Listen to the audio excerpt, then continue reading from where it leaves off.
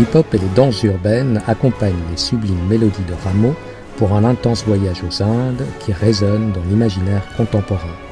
Clément Cogitor et Bintou Dembélé montent les Indes galantes de Rameau à l'Opéra Bastille. À la différence d'un opéra construit sur une intrigue découpée en actes, un opéra-ballet est fait de plusieurs entrées, des parties sur une même thématique, mais sans intrigue suivie. Les Indes, ce sont la Turquie, le Pérou des Incas, la Perse et l'Amérique, ces contrées lointaines récemment découvertes par une Europe conquérante et sûre de sa supériorité.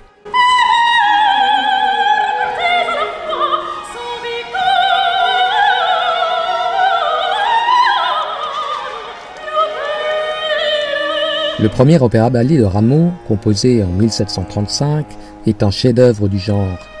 Les différentes parties reposent sur des histoires assez rocambolesques de jeunes filles convoitées par des seigneurs étrangers.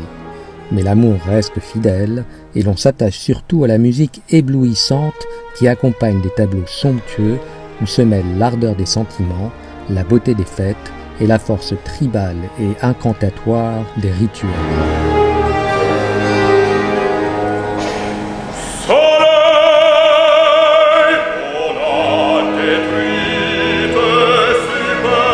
Nous voilà transportés à la cour du pacha turc Osman, à la grande fête du soleil chez les Incas du Pérou, à la fête des fleurs chez les princes persans, et enfin à la danse du grand calumet de la paix chez les Indiens d'Amérique. Autant de prétextes à des scènes grandioses sur des compositions raffinées, révélées par la baguette du chef argentin Leonardo García Alarcón, connu pour ses interprétations innovantes de grandes œuvres du répertoire. Il dirige ici un orchestre élargi de 55 musiciens, la Capella Mediterranea, qui brille dans les riches sonorités de l'œuvre. Jean-Philippe Rameau est une grande figure du classicisme français au siècle des Lumières, avec un œuvre abondant de tragédies lyriques, opéra-ballet et pastorales. C'est l'ardent défenseur d'une tradition française, en opposition à la musique italienne. En 1745, il est nommé compositeur du cabinet du roi.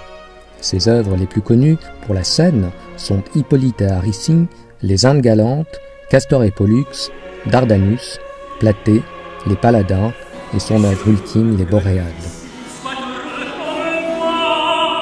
Clément Cogitor est un artiste pluridisciplinaire, photographe, vidéaste, réalisateur.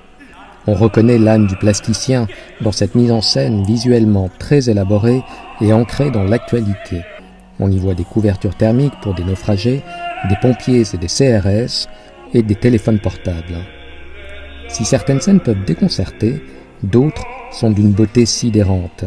Dans la troisième entrée, la cour de Perse est un assemblage écarlate de cabines de pipe-show où apparaît un prince Takmas explosif travesti en mère maquerelle. Est-ce le symbole d'une course effrénée au plaisir? Le prince veut s'assurer de l'amour de la belle Zahir, tandis que son confident Ali est épris de Fatime. Avant la fête des fleurs, ils savourent leur bonheur dans une tendre complicité. Commence alors la fête, un manège sort de terre, les enfants écoutent méduser une flûte enchanteresse.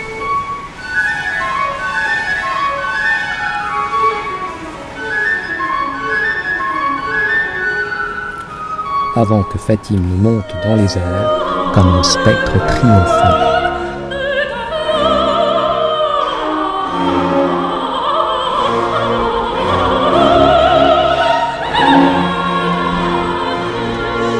C'est une sélection hallucinante de grandes voix lyriques françaises que l'on retrouve dans cette production. Sabine de Vienne,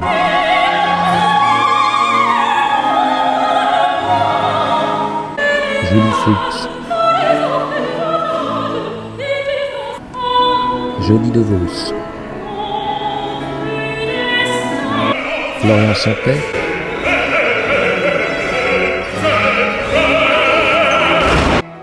Edwin Crossley-Mercer, Stanislas de Barbera.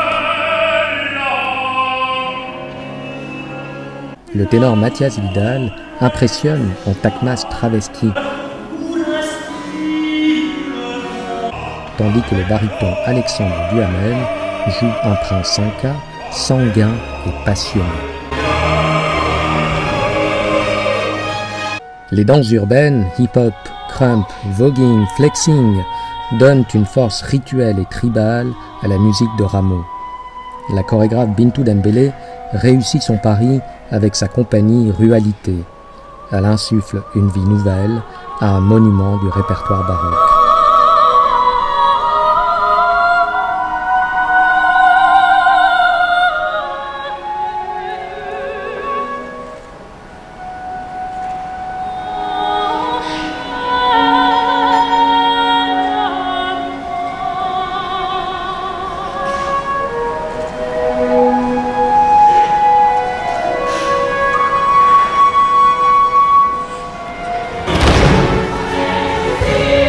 Les corps des danseurs, tout en énergie et en tension, se mêlent harmonieusement à ceux des chanteurs.